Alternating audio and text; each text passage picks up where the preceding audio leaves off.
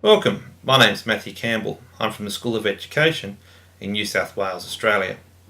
And today I wanted to spend some time talking to you about a project undertaken on using virtual world technologies to improve the decision-making capacities of pre-graduate teachers. This is me. In Second Life, I'm known as Krznov Parks. Today, in this presentation, I want to move through three phases.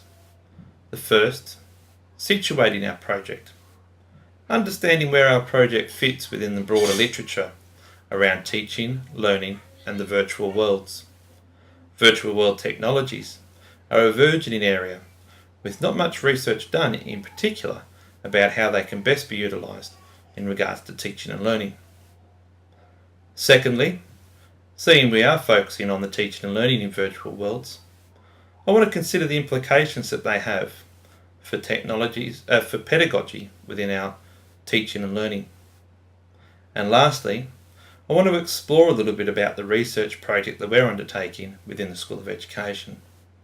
This research project is being sponsored by ASCALITE, an Australian society for the implementation of computers in tertiary education. So let's start along our venture and start at understanding our project. The first discussion is where we consider learning. Learning as acquisition versus learning as participation. The older, more traditional view of learning saw knowledge as something that was out there, to be achieved, to be obtained. Whereas the newer version of understanding learning that we like to adopt within this project is seeing learning coming as a consequence of participation.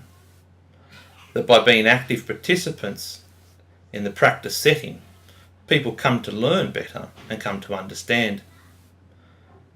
This understanding of learning develops out of the work, primarily, of Vygotsky, an understanding that learning is a social and cultural phenomena.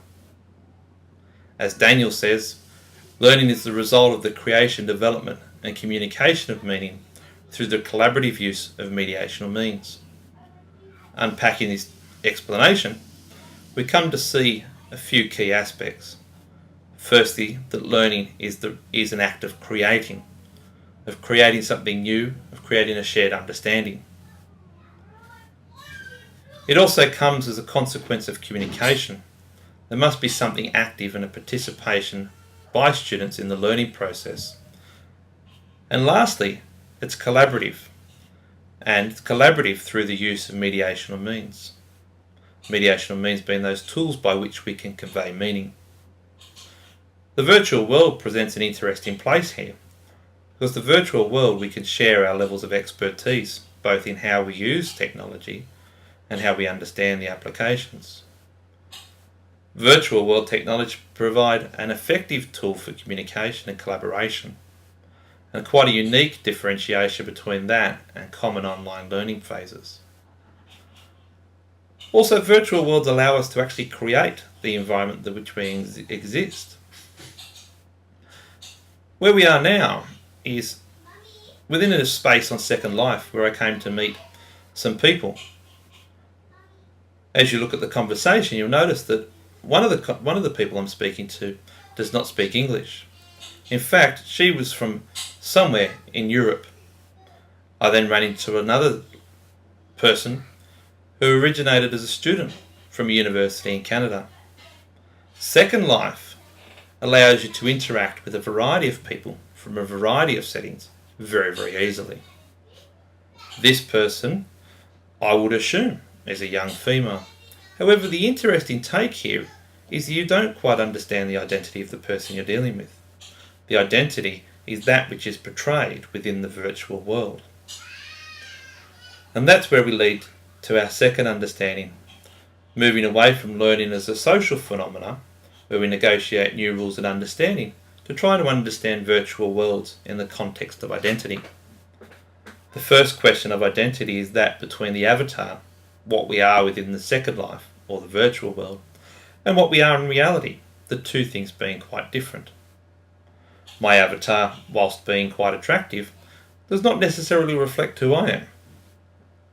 It has aspects and elements that I've chosen to display to the world, And when we interact with virtual worlds, we are interacting with those avatars themselves. Secondly, virtual worlds, as with a lot of online learning spaces, create safe and effective environments with a separation of self and identity. Edlington wrote about this type of phenomena in considering police training and how they worked with sensitive ideas around child and sexual abuse.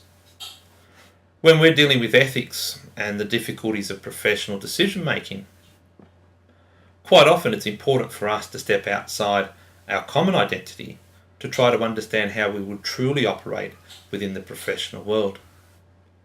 Within the classroom, we tend to accept the identity of us as students, or teachers, or peers. And when we get into take role plays, case studies, discussions, it becomes very difficult for us to shed that identity and engage at a different level. Virtual worlds allow this to occur. As well as allowing us to generate the environment, virtual worlds allow us to generate the identity. And as such, we can challenge the predefined social and cultural rules that govern the real world. In the virtual world, we are starting to push the boundaries of a truly postmodern view of learning and teaching that steps outside the traditional four walls of the classroom, where we can take on identities both as humans, animals, creatures of our liking, or different genders. Here, I'm undertaking to change my identity from what you saw before as Krishnov Parks to a female version of the same. And this presents an interesting question. As a female, is it possible for me to interact in such environments that I can gain some sort of sense and understanding as to the pressures placed on people in communicating based on their gender? In other words, do men and women get treated differently in the same circumstances? And so as I've transformed myself into a blonde-headed beauty, one needs to challenge the idea of whether or not students can actually transform their identity. Lastly, we step into the idea of role-playing. Within the teaching of ethics and professional decision-making, role-playing presents as a very useful tool.